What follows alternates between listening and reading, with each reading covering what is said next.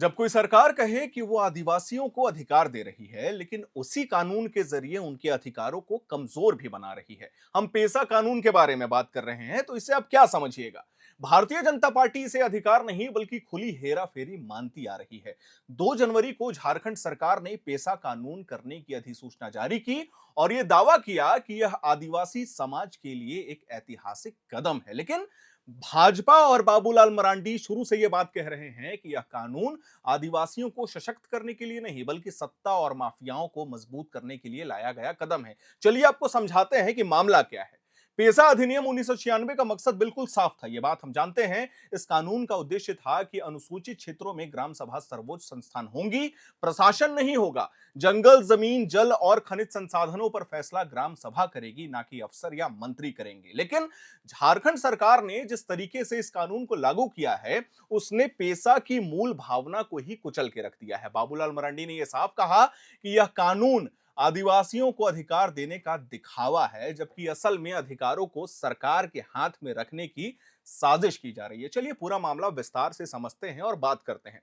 बाबूलाल मरांडी ने कहा कि हमारी पार्टी का आरोप है कि झामुमो, कांग्रेस और राजद की सरकार ने हमेशा आदिवासी समाज की भावनाओं का राजनीतिक इस्तेमाल किया है। पहले झारखंड आंदोलन की आत्मा से समझौता किया गया और अब पेसा कानून के जरिए उसी धोखे को दोहराया जा रहा है। बाबूलाल मरांडी ने कहा कि शिबू सोरेन से लेकर हेमंत सोरेन तक सत्ता के लिए आदिवासी हितों की बलि दी गई है और आज पेसा कानून उसी राजनीतिक चरित्र का उदाहरण है और ये शायद बनता जा रहा है। अगर झारखंड सरकार सच में ग्राम सभा को मजबूत करना चाहती है, तो इस कानून में उपायुक्त यानी डीसी को केंद्र में क्यों रखा गया है? सबसे पहला सवाल। बाबूलाल मरांडी साफ पूछते हैं कि जब ग्राम सभा सर्वोच्च है, तो फिर डीसी के नेतृत्व में समिति बनाकर ग्राम सभा पर निगरानी क्यों रखी जा रही है? दूसरा सवाल।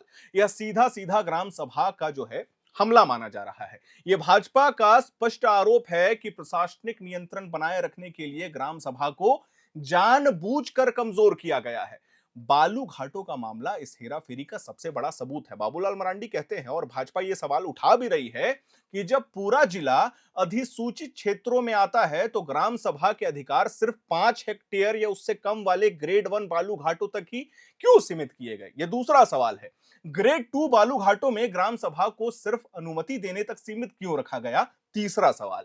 बाबूलाल मरांडी का कहना है कि बड़े बालू घाटों को जानबूझकर ग्राम सभा के नियंत्रण से बाहर रखा गया है, ताकि खनन माफिया और सरकार के करीबी लोग उससे फायदा उठाते रहें। हमारा साफ आरोप है, ये बाबूलाल मरांडी का ट्वीट है, मैं पढ़ रहा हूं आपके सामने। वो कहते हैं कि हमारा साफ आरोप है कि यह कानून खनन माफियाओं के हित के लिए तैयार किया गया है, अधिकार देने का नाटक किया गया है, लेकिन जहां पैसा और संसाधन बड़े हैं, वहां ग्राम सभा को एक तरीके से दरकिनार कर दिया गया है। यही कारण है कि भाजपा इसे आदिवासी हित में नहीं बल्कि सत्ता हित में बना कानून मानती है। अमर बावरी ने भी एक गंभीर मुद्दा उठाया था, आपको याद होगा। चलिए आपको दोहरा देते हैं, जिसे भाजपा नजरअंदाज नहीं कर सकती है। उन्होंने कहा कि सरकार ने रूढ़िवादी जनजातीय परंपराओं को कहीं भी स्पष्ट रूप से परिभाषित नहीं किया है।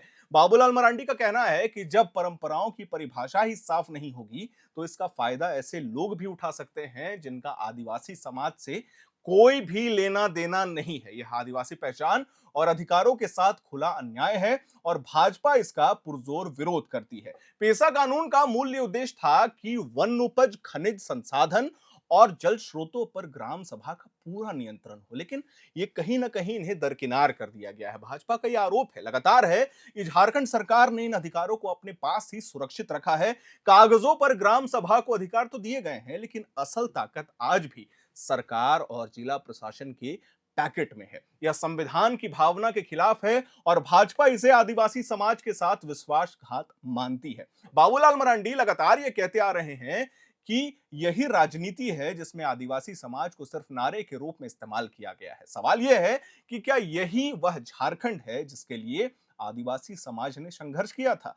क्या यही वह सपना था जिसमें ग्राम सभा सिर्फ नाम की संस्थान बनकर रह जाएगी और असली फैसले अफसरशाही लोग ही लेने वाले हैं? झामुमो, कांग्रेस और राजद की सरकार आज पेसा कानून को ऐतिहासिक बताकर प्रचार तो कर रही है, लेकिन भाजपा का यह मानना है, खासकर बाबूलाल मरांडी का यह मानना है कि यह कानून इतिहास में आदिवासी अधिकारों के साथ सबसे बड़ी हेराफेरी के रूप में दर्ज होने वाला है। पेसा अधिनियम 1996 का उद्देश्य था नियंत्रण से मुक्ति, लेकिन झारखंड सरकार ने इसे नियंत्रण का औजार बना दिया है। भारतीय जनता पार्टी यह साफ करती है कि आदिवासी समाज के साथ किए गए इस अन्याय को किसी भी हाल में स्वीकार नहीं किया जाएगा। बाबूलाल मरांडी के नेतृत्व में भाजपा हर संवैधानिक और लोकतांत्रिक मंच पर इस कानून के मौजूदा स्वरूप का विरोध करेगी और आदिवासी समाज के वास्तविक अधिकारों की लड़ाई भी लड़ेगी। आज सवाल सिर्फ एक कानून का नहीं है, सवाल यह भी है, हम अपने दर्शकों को बता दें कि क्या आदिवासी समाज को वाकई अधिकार मिलेगा या फिर हर बार की तरह उन्हें राजनीतिक स्वार्थों की भेंट चढ़ा दिया जाएगा। भाजपा और बाबूलाल मरांडी का यह मानना है, और बाबूलाल मरांडी का नाम मैं बार बार इसीलिए कह रहा हूं क्योंकि वो बार बार इस मुद्दे को लेकर के मुखरता से आवाज उठाते रहते हैं।